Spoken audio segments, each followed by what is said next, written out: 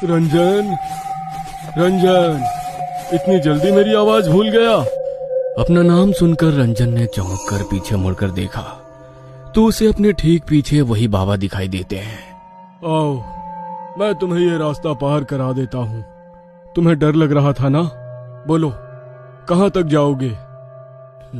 लेकिन अचानक से बाबा यहाँ कैसे आ पहुंचे और उन्हें कैसे पता मुझे डर लग रहा है? लगता है तुझे मेरी मदद की जरूरत नहीं।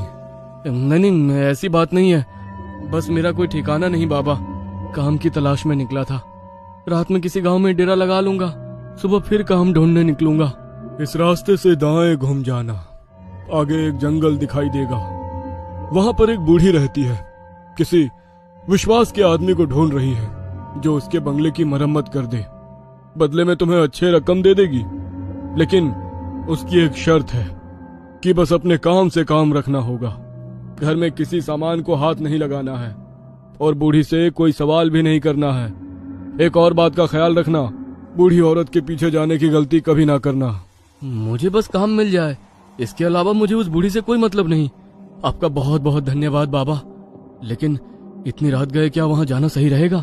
तुम जाओ, वो बुढ़िया रातों को सोती नहीं है, तुम्हें वो तुम्हारा इंतजार करती मिलेगी। रंजन को बाबा और उनकी बातें अब भी और रहस्यमय लग रही थी, लेकिन इस समय उसके पास ना तो रात गुजारने का कोई साधन था, ना काम का ठिकाना। काम के लालच में वो बाबा के बताए सुनसान रास्ते की ओर मुड़ गया। कुछ देर बाद उसे एक पुराना सुनसान सा बंगला दिखाई दिया। बंगले को देखकर ऐसा लगता तो नहीं कि यहाँ कोई रहता होगा।